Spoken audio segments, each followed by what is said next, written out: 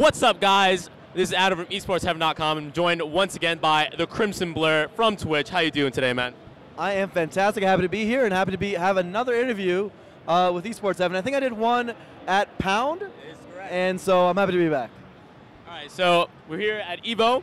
Melee's going on right now. I know you dabble in the commentary, obviously. The last time we talked, you said you were taking a break from playing. Did you enter today, or I'm sorry, yesterday? Tell me about that. Honestly, I didn't enter, and it's out of pure laziness. Twitch gets a few badges, and in order to get put into the bracket, I had to talk to them, and I just didn't. So that's the real reason. But I'm going to say this right now for all the people listening at home. I'm going to start entering pretty much everything I go to from now on, because I think it's a lot of fun. That's all. It's really all it is. It's just fun. It makes you happier when you're at the event, when you're entering, rather than not. So I'm going to start doing that. Okay. Does that mean you're going to step down a little bit from the commentary, or are you going to maintain how much commentary you currently do? I think this year I've been commenting a little less. Last year I did I'd say 2 or 3 events a month, right. And it was fun, but it's not that I got burned out of it. It's more I want more people to get a chance, and 2, I think that my meeting schedule at events has gotten a little longer. I've been trying to book meetings with TOs and stuff to grow the scene. So the amount of hours I can commit to is a little less. I'll still be doing it, but probably just a little bit scaled back. I mean, last year I went crazy. Exactly. Everyone loves the commentary, but as you said, there's so many other commentators and casters now. You don't always have to be the one that's always doing the top 8s, the top 32s. Do you feel like that's a good thing for the scene, seeing more and more people? And do you think that maybe more people at the top should kind of step down and let kind of the new guys get a chance, so to speak? I mean, basically, I always feel like, especially from the TO perspective, you should always put the best casters available on.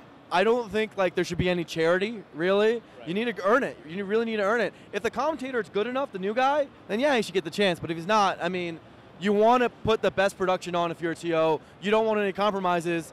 And so, yeah, the experienced guys are going to get most of the gigs, but if the new kids show they're capable, they're going to get it too. And we are here at EVO, and one thing about EVO this year is that there are a lot of different changes for Melee. Some of them were not so received. Some of them, people are like, okay, I accept it, I understand. How do you feel about how Melee is this year compared to years past? So I'm not going to lie, and I think I said something similar on Twitter, that I was pretty disappointed about not being on Sunday. And I mean, I understand it. They don't want to put 2 Smash games on Sunday. I don't agree with it, but I understand it from their perspective, so an FGC perspective. Having said that, the floor plan at EVO is the best I've ever seen. The staging is beautiful. The graphics package and overlays are top-notch. The amount of boothing, the partnerships they made, like with Disney and ESPN, and similarly in their boothing space, all the different non-endemic and endemic sponsors they were able to bring in to be a part of that. It's really inspiring. And then you look at the total experience, there's 2-3 parties every night for everybody. It's not just invitational Twitch parties or whatever they see occasionally at events. This is there's the cross counter event on Friday and Saturday. There's a Wave Dash party that's going on tonight. There's a Red Bull party tomorrow. There was a Red Bull party yesterday. There's so much stuff going on that you can't deny that EVO's still the best event. I think from our perspective, we have our grievances. It's less grievances, it's more, well, we want things to improve. We want our standards to be met because other events are doing a lot of things, and we just want EVO to be the best it can be. But I can't walk in here and say there's a better event. And so, bottom line, they're still doing a great job. Well, it kind of answered my question, but I suppose I'll ask it anyway. To a lot of people, because of what EVO has become, and kind of you could see it through the entrance numbers, which we'll get to in a little bit, but some people see EVO as not the premier, the ultimate achievement that it might have been a couple of years ago because we have all these other majors. Do you still think that EVO is that ultimate achievement for Melee, or do you think that it's kind of lost its prestige? I think the unfortunate truth is that in Smash Brothers, there is no single one championship like Riot might have with the Worlds or Dota has with TI. Right. It's not really the case. We more have an open circuit of a ton of tournaments. I would love if we were able to kind of standardize our calendar a little bit more to have that tiering of events like a lot of other esports do. I think it makes it easier to follow as a fan. But yeah, I mean, I would never say EVO's just another tournament. I mean, this thing's spectacular. We're all having a lot of fun. But you know, I understand the perspective of why people think that Genesis, Big House, whatever, are at the very least on the same tier. Now let's get a little bit to the entrant numbers. Obviously, it's down for Melee, but it's down across the board. Do you think that there's a specific reasoning for that? And on top of that, if you look at a lot of other events, Smash events specifically, entrants are not seeing the exponential rise that we saw the past couple of years. Do you think that we're plateauing? Do you think that this is just you know, one of those things that happens? Last time we spoke, you spoke a lot about how Smash is growing and the important parts of making Smash grow. So give me a little bit of your thoughts on that. So I think 2016 was one of our largest growth years ever. I know people point to 2013 always as like the year, and yeah, because we went from nothing to a lot, right? Exactly. But if you actually look at it from a viewership perspective, attendance growth perspective, there's an awesome 100+ tournament entrant count spreadsheet, which is basically like a spreadsheet which counts how many 100+ events there was, as in events with over 100 attendance. And 2016 was like magical, like the amount of growth we did. We like doubled the number of 100+ we have, so doubled the amount of big events we had. Our viewership went up an extraordinarily high percentage. We started having more events, so 2016 was a big, big growth year. I think 2017 has mostly been like a year where we have a small amount of growth, and where we're stabilizing around our 2016. I expect 2018 to continue on the next level. We kind of need this year where we can take a breath on it. I'll agree that we're plateauing in a sense, but I also understand that a lot of the reasons why we are is honestly because there's a restricted glass ceiling around tournament budgets and what we can do, that we're stuck with the same formula that we've actually operated on the last few years. So I think once those problems are solved, if they're ever solved, we're going to see much better growth. Until then, we should expect incremental growth, which is honestly still really healthy for the scene. If the scene stays the size it is right now for the next 10 years, I know my 2008 self would never be complaining. Exactly. We are, even if we're not growing, we're still in a fantastic place. Now, other things in the community, there's been a lot of controversy, a number of topics that all seem to kind of crop up at the same time. You don't have to give every single one of your opinions on all of those topics, but do you think that this is just what was going to happen? These were these issues that were bound to be discussed, and it was just a coincidence that they all came up? Or do you think they're all kind of tied together to the community just becoming more and more aware of what they want, or maybe they're getting a bit entitled? How do you feel about the trend of discussions about that? That's actually a fantastic question. The reason why it's so good is because it's probably links to one of my greatest disappointments of the year. Maybe my greatest disappointment in all of 2017 is that, and I honestly feel like the amount of discussion that's been happening about the actual game and competition has lessened. So going into EVO, I saw far less discussion about Armada versus Mango, Hungrybox, Kenny 2-Pete, all this stuff. Instead, I saw a lot about Arduinos and boxes and the Fuse format and like a million different formats and seating and a bunch of issues, and it feels like people aren't focusing on the thing that like we watch and care about and live and breathe by every day. That doesn't mean those issues aren't important, but it feels like the balance of discussion has gone out of whack, and some of that is because there are some of these lingering issues that haven't been solved for so long, like those rule set issues that I'm hoping we're resolving soon. But I think it's been served as a really large distraction from the general tournament circuit that we have going on.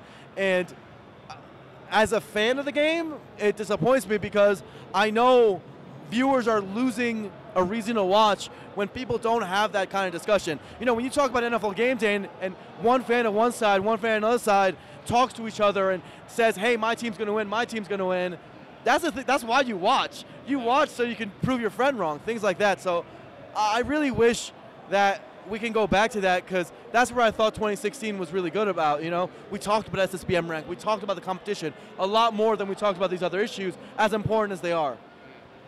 Now, having said that, in a lot of ways people thought you saved the Melee Adalmi discussion that was about all of those issues, and you've been very vocal about what you think should be done. There was some progress that was made here this weekend. Are you very, very hopeful for the future regarding all those issues? I absolutely am, and maybe I'm naive because I know there's so many different opinions and so much impassioned thought that's been given to these issues. Like, a lot of people care about this, and I really love that they care about it, because that means they care about competitive integrity, right? But I actually feel like we walked away from the discussion that happened this weekend with something really beautiful, and I actually think everyone's going to be happy. I know that's crazy because, I mean, someone's going to lose, right? Someone's not going to get their side, but I actually think all the reasonable people are going to be happy. It's my hope. It's my hope. So please stay tuned for the MIOM show that comes out where we announce the rule set. Maybe I'm wrong. Maybe everyone's going to hate it, but I really think we came out with a reasoned response that most people are going to understand where we come from at the very least. Outside of the community, there's been a lot of talk as well. When Hungrybox obviously called out Nintendo at Smash and Splash, there was even a response, and it hurts. You know, it hurts obviously to hear that they're not giving quite the support that we feel that we deserve. How do you feel about Nintendo's response and I suppose their lack of support compared to, say, Capcom or Namco, all the other fighting games, or even the more larger esports? Do you think that it's just it is what it is and we can still grow to the heights that we want to, or do you think this is a serious obstacle that we're going to have to overcome? So there's a few things in there that's wrapped in there. Yes, not having publisher support puts a glass ceiling on your scene. The reasons are that without publisher support, you can't do things like be on Disney. But then again, they just helped us get there, right? So things like broadcast rights you can't get, and you're limited in the amount of sponsorships you can get because you're not an officially licensed event. So a lot of those issues are there, but I mean, the reality is we're able to operate as we are because we're kind of let to do what we're allowed, what we want. Our soul is kept, and I'm very grateful for that. So in so many ways, I'm happy about it. But at the same time, I think if there was a way for us to keep our soul, keep our autonomy, keep our leaders in charge, frankly, keep the voices that built the community in the community, right? And not have like an usurping, and work with the publisher for a greater height. I think that's obviously the greatest path. It's just really hard to get there, right? Because we need to be able to get on, let's say, that wider level and that wider level of trust while retaining our autonomy. And that hasn't actually been done in esports before. For the most part, the publishers control the game, and we're the only exception. That's the truth. Now that FGC is publisher-based too, we are the only exception. So it's a hard ask. Exactly. There's a lot of pros and cons to the entire situation. Now, last time we spoke, you talked a lot about the different things, little things even, that are so critical for Smash's growth. Like at that tournament, there was a Spanish commentary. I think you mentioned that was critical for reaching out to the rest of the world, and spreading Smash to those parts. What other things, especially having seen 2016 and now 2017, do you think are things that as a community we should focus on in order for growth, besides some of the things that we've already touched on? Yeah, so I'm just going to talk about like the low-hanging fruits, because I mean obviously the big stuff is hard to get to. I think rebroadcasts. So I look at like ESL_SC2. Look at that. Find that Twitch channel, right? They are literally broadcasting StarCraft 2 tournaments all day, and they are often the biggest Twitch channel on that game's directory, and they keep that game's viewership at a sustainable level just through old VODs of StarCraft matches. Imagine if VG Bootcamp did that. That would do well all the time. There are some times you go up to, you're at 2 a.m., you're on Twitch, and there's nothing there. Literally nothing in our directories. And I think that hinders our growth. Whereas, let's say we built like a VG Bootcamp directory of all of our best previous matches, at least all the fans that would have something to watch. I think we've done a great job, and this is credit to myself, of making sure all our weekends are filled. So the calendar system that we devised 3 years ago has really come into full force. And in 2016, we executed well. 2017 is going the same. Where pretty much every weekend, there is something to watch if you're a Smash fan. I think the next goal is to make sure there's something every weekday and on every time zone. So there needs to be something at all times, in my opinion, to keep fans engaged. If you look at it from a larger perspective, that's true for every other esport. You have to be able to click the directory and see something that's worthwhile, and we're not there yet.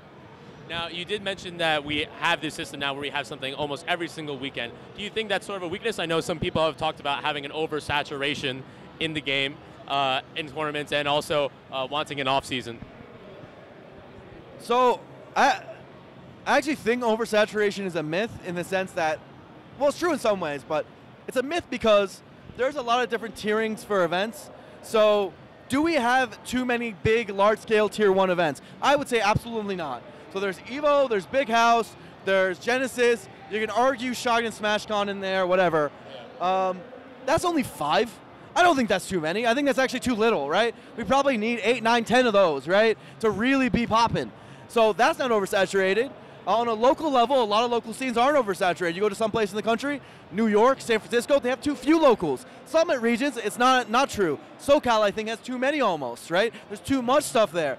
So that might be saturated. And then the next tier, though, the tier be after the tier 1, the tier 2 of events who are trying to be majors, probably need to scale themselves back a little bit, take more realistic goals, don't take up so much money in their budget, and do something that's more reasonable. That might be saturated. So I like to look at it on a tier by tier basis rather than just saying the whole thing is, right? The truth is that we really need to have something on at all times, but it doesn't mean that we have to have EVO every weekend, right? I think what people don't want is EVO every weekend. They just want something at all times, right? Which means that it could be a local, it could be an SSS, it could be like a regional level event on that Saturday, not necessarily EVO, gives people something to watch. It's not that serious. People know it's not EVO Genesis, but they're still going to watch. They're allowed to have something to watch. It's cool competition. But yeah, we have to be selective about how much we put in each tier. And I think we've done an okay job at that. And frankly, as far as the off-season talks, I think we have an off-season. December until Genesis, there's like no tournaments. There, usually, right? Last year we had Dome Park in the Grass Little A, but there's that minimum a month to 6 weeks there where we don't have events. And honestly, I feel like that's the most we can afford. If we go offline as a community for like 3 months, we like come back half the size, right? So we can't just not do stuff, right? So I think like, at least for the size we're at, a month, a 6 week break, it's good, and that's kind of what we have. So I'm pretty satisfied with it, to be honest. You mentioned that it's not a oversaturation of the entire thing. As you said, there's not a ton of tier 1 events. There's just a lot of tier 2 events that are trying to hit those tier 1 events. Do you think that in order to remedy that, it's just the tier 2 events have to prove themselves so they can ascend to those tier 1, or do you think there should be some sort of system that where we can regulate that kind of thing? So there is a system. It's called Talk to Blur, and he says if your tournament is a good idea. But reality is that a lot of those events are necessary for our space. So let's say Clutch City Clash, right? It's the only tournament in Houston, and Texas wants more tournaments, right? If you're a Houston player and you don't have the money to travel all the time, maybe travel to one big tournament, you really want that tournament to exist. So who are we to say that is saturation and you can't do a tournament, right? And similarly, you go all across the world and you have to say the same thing. Every region wants to have at least one thing they can point to and be like, this is the tournament I really want to prepare for all year. So on a local level, on a regional level, I don't think we should really hold back there, right? Those events need to happen. Bad Moon Rising, I love that North Carolina is having an event, right? It's a good thing. I don't want to hold those events back. I think more realistically, the problem with that saturation is when the pros get tired, when they go to too many events. But that just means that we have to, as we scale, there's going to be, the pros are going to be more selective, right? There won't be a pop bonus at those events, and so they're going to go to something else. And that's all right, you know, that's all right. North Carolina's still going to have their fun event. Houston's still going to have their fun event. Whatever, you know, and there's no problem with that. That's fantastic. It's great for the scene. But yeah, I mean, the pros' travel schedule will be independent of that. Going back a little bit, you talked about how we should look at ESL and their StarCraft 2 channel on Twitch and how critical it has been for sustaining their growth. How important do you think it is to look at the larger esports, even other fighting games, for inspiration on how to improve Smash as an esport, as a viewer, as a community?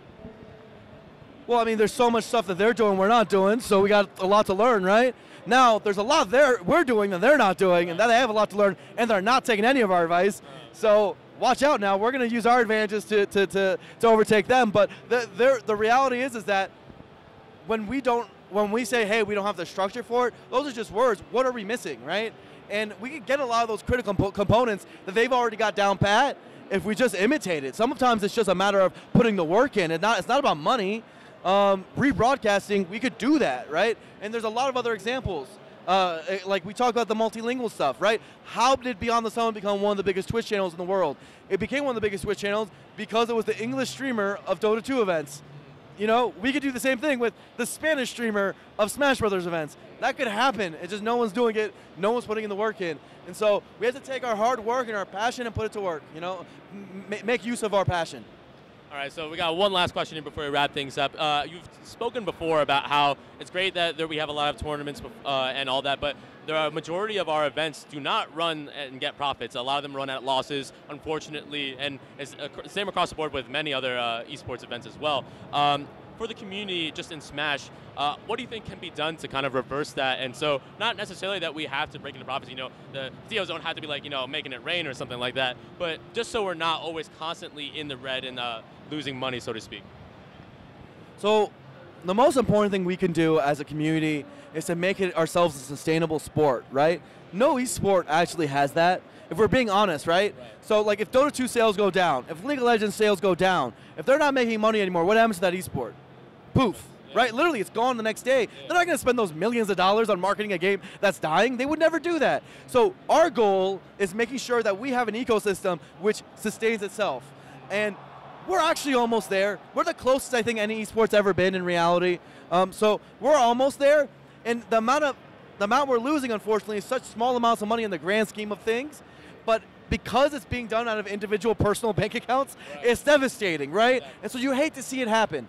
The best thing we can do is just work together, consult each other, be honest with each other, right? If someone's going a little bit over their heads, if they're being a little too ambitious, they need to take the advice, right? Talk to people like me, Joga, whatever, get a second opinion.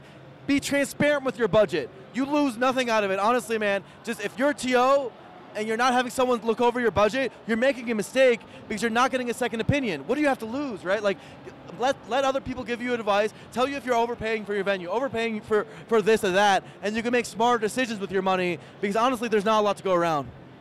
All right, Blur, thank you so much for talking to me. It's been a great discussion about a variety of topics within the Smash community. I think the viewers are going to learn a lot from your words and what you think about various issues. Now, any shout-outs you want to give, words you want to say to the fans? How can the fans follow you? How can the fans follow you? My shout-out is to this man right here. These are the two best interviews I've ever had in my life, and I've had a lot of interviews. The one at Pound and the one here, the questions were more informative, more informed, smarter than I've ever had. Dude, I'm going to like hire you for events to do interviews. I swear to God, because you actually like think about it and know what you're talking about. I love these interviews. So shout outs to you. And anytime you want an interview, I'll help you hook it up, dude. You're the best. Thank you, thank you. With that, I'll put his social media and my social media in the description. And thank you guys so much for watching. And if you guys have, if you stay tuned, please to esportsheaven.com for more coverage of EVO 2017. We'll see you guys.